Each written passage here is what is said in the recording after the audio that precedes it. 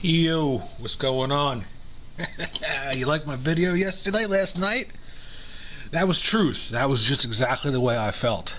Um, and the funny thing is, when I looked at the video this morning, I checked it because I wanted to see if anybody put some comments on there. And you ever hear that expression, Big Brother's watching? Big Brother's always watching. And the sooner you realize that, the better off you'll be. They left. I don't even know how they did it, but I know with the YouTube terms of the contract or terms of service, it's you.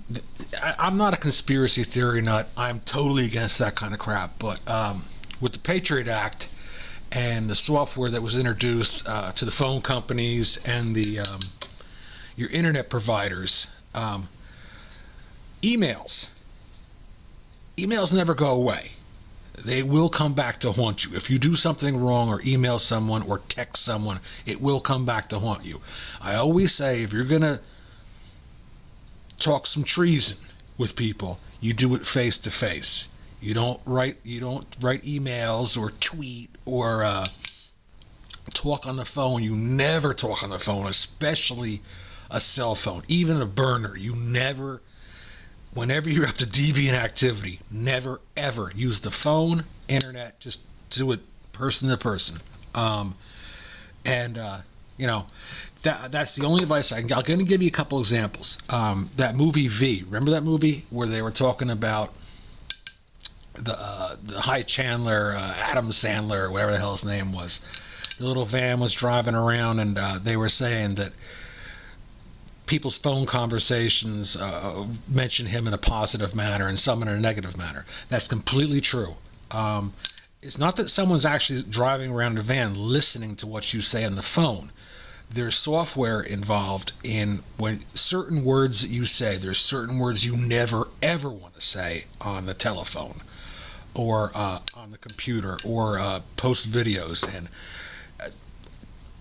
we'll leave common sense in there. You never ever threaten someone in public office, or you never ever talk about deviant activity, because there's little buzzwords, and those little buzzwords, a little red flag goes up.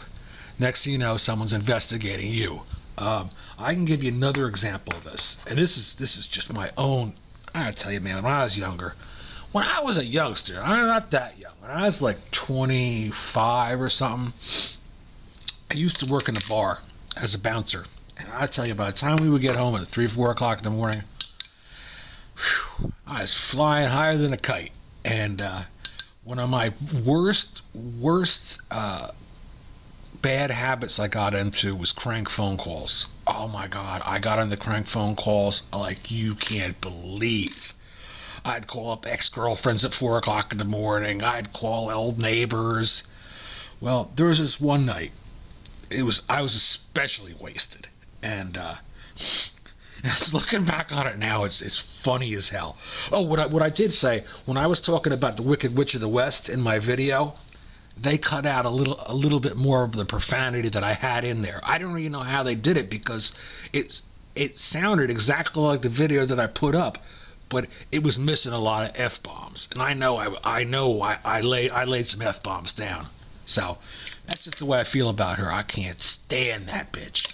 Another thing with that Boston bombing thing, man.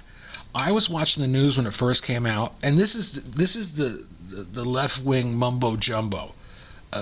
Immediately, wow, maybe the NRA's involved. Who the fuck comes up with this stuff? The anchor's like, yeah, well, it may be an internal terrorist, someone tied to the NRA. I was like, what? Where do they get this stuff from? That's the media. They give you what they want to tell you. So back to my story about crank phone calls. It's like 4 o'clock in the morning. I'm over an ex-girlfriend's house. I can't stand this bitch. But we won't get into that. But I said to myself, I feel like making a crank phone call. I got on the telephone, asked for the overseas operator, and said, connect me to the Kremlin. Whoa, man, that was a bad idea. Very bad idea. A bunch of angry Russian people speaking Russian couldn't really figure out what they were saying, so I hung up. And I got no satisfaction from calling the Kremlin. So then I called Vatican City, and I wanted to discuss the abortion issue. At least I could understand what they were saying, and they pretty much hung up on me. And everything was ha ha ha and la-di-da and blah blah blah for like about a week. And my ex-girlfriend calls me up, cursing me out. What did you do? There was federal agents at my house, and they were questioning me. And the first thing she says, and I dropped a dime on you. Oh, man, my heart just went whoop. I was like, uh-oh, here it comes. So, like, maybe another day went by. And two clowns from the... Oh, I shouldn't say clowns. Two folks from the FBI stopped by my house and wanted to have a little chit-chat with me. Which, you know, I found to be terrorizing at the time. But now looking back on it, it was hilarious. I mean, who gets wasted? It's like, connect me to the Kremlin. I do. That's the kind of sense of humor I have. That could explain why I'm not married. I take immaturity to so many different levels. I don't even think that, well, that's just me. That's how I roll. I gotta be me.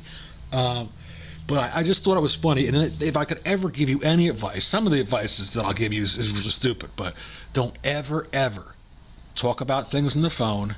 Don't ever do it on your cell phone or through tweets. Anything important that you don't want to get caught doing, don't ever use any kind of media. Do it face-to-face, just like the mob, face-to-face, with people you deal with. So that would be my video of the do's and don'ts of being a jackass. But this was a fine example. I didn't know YouTube did this. And I noticed something a few weeks back when I don't usually put stuff in the description box or the tags. Once in a while I will. I don't usually do it, but when I would say certain words or talk about something in the video, when my video, which was completely under a different name, would post, under the recommended videos, it will be about some of the things I was talking about in the video. So that confirms it. They're using the same thing. It's Big Brother, man. Big Brother's out to get us, man. Stick it to the man. No. But I just thought I'd give you a heads up on that. I thought it was kind of funny. I mean, I was on a tear that night. I was bashing Feinstein. Oh, I was bashing her like I was riding her like a hippity hop. Because I just can't stand. After that shooting, she was ready. She had guns ready to blaze. She had her agenda all worked out. She was waiting for something else to happen. And this is the thing, man. If someone does something crazy, you can't punish the rest of the world. Like if, say, 85 people have AR-15s. I know that's a stupid number, but we'll say in a one block area, 85 people have AR-15s. One of them goes berserko. Are you going to punish all 85? Well, that's what they want to do. But they want to take it a step further. They want to get that background check in there, ban those weapons that look so scary, ban those high-capacity magazines. Then it'll be ban this and ban that, and then you're going down the water slide, buddy. And that's going to be it. So I just thought I'd make a video about that, and just use your head, guys. When you say stuff on the internet, like me personally, I don't give a flying rat's ass. I don't give a flying fuck. If I'm going to say something, I'm not going to be worried about the man coming to my door, because I'm smart enough not to say something really stupid. But in my intemperate youth, I was not so well informed. So save the heartache and the mistakes and the fear factor by don't do stuff like that. If you're up to shady business, do it face to face. Don't. You're safer taking 2 soup cans and tying a string to it and talking through that, because you know nobody's listening later.